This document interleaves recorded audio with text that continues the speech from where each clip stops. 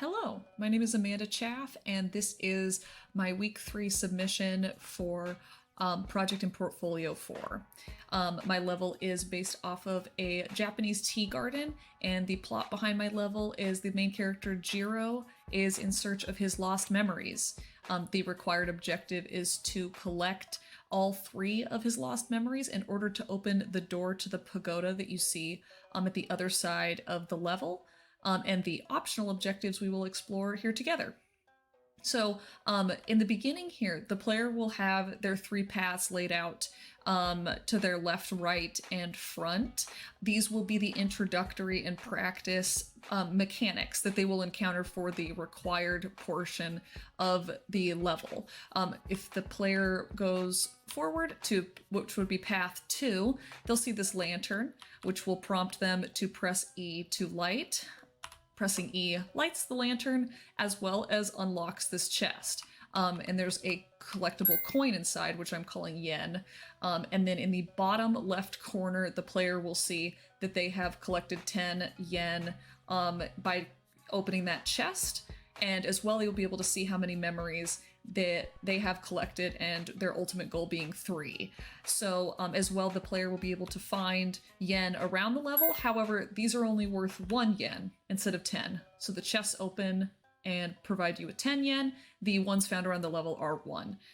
So that was the introductory to the lantern puzzles. I will go off to the side here.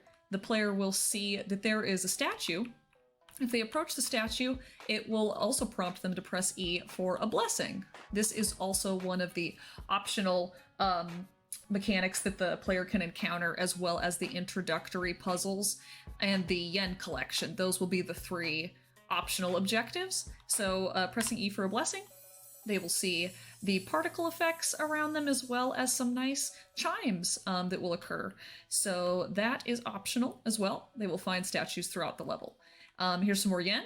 We can see that a sound effect occurs, letting the player get that nice feedback saying that they have collected that coin. The player will now see that there is a white tile on the ground. They will be able to go up to the chest and see that the chest says your environment is the key. I wanted things to be a little cryptic and not just handed to them kind of spoon-fed. So they'll be able to look around and kind of see, oh, there's something around me that's going to help me unlock the box. Once they step on the tile, that will open the chest, giving them that 10 yen. We'll go to over here to the 3rd type of puzzle. This is, again, an introductory and practice puzzle. So this, they'll see this boulder, they'll see the sand pit with something in the middle there that they'll be not really sure what that is quite yet. And then the chest again will say your environment is the key.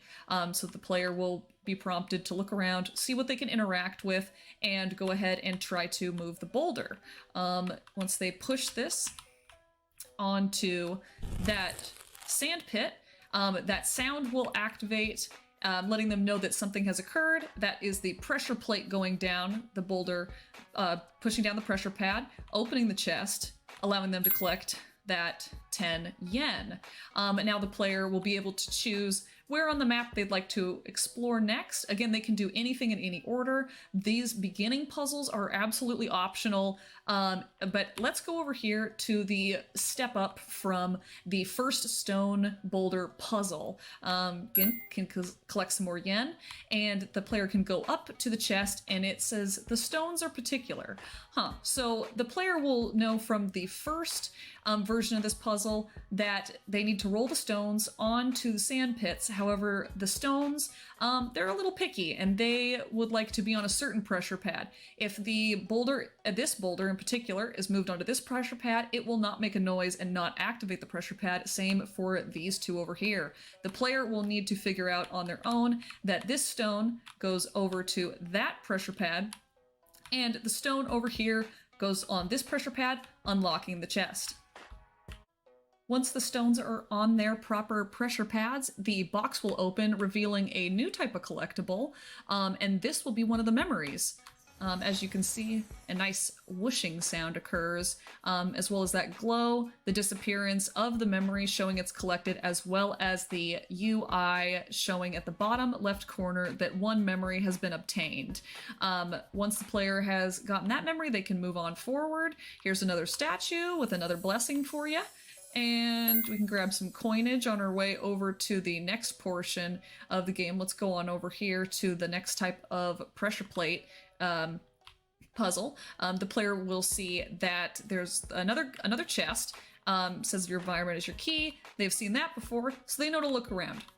They may notice that this little frog here seems intriguing, and they can go up to this frog, and it gives them some instructions. So this may seem like a lot at first, but I wanted to make sure it was really clear what the player needs to do with 3 steps over there. So we can see here that it says, take a second to view the 3 steps, as there is one correct sequence. That is code, so they'll notice that there is numbers within the sentence, and then I'm hoping that the player will be able to determine that the proper sequence that they need to step on these steps is going to be 2, 3, and then 1. And then at this second sentence here is 3 steps must be taken before code begins again.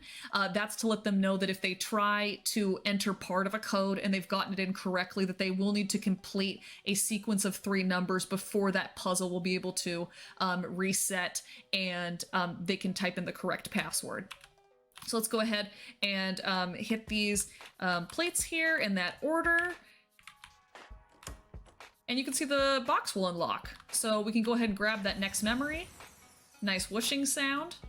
We can grab some more coinage on our way back to the middle of the level with the last puzzle.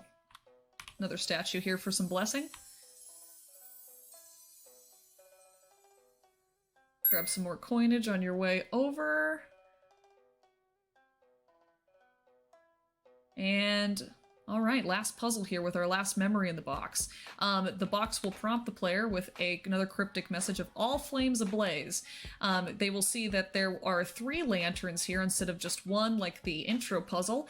And they, again, will be prompted by the lantern to press E to light. Now, once all the lanterns are lit, the box will unlock. However, there is a little caveat here that they all must be lit simultaneously. The lanterns will time out after 5 seconds, so the player needs to be quick here in activating them all so that they're all lit at the same time, so the box will open and that final memory can be obtained.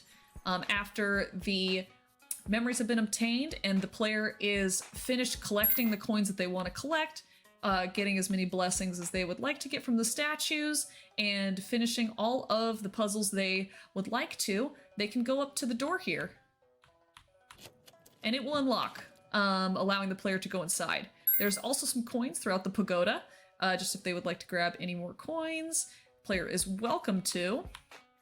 And then once they climb to the very top here of the pagoda, they will see this nice Toro lantern appear, which they'll be prompted to approach, thereby ending the level. Then a screen will pop up showing the player all the data of what they've completed with the memories obtained, puzzles solved, yen collected, and statue blessings.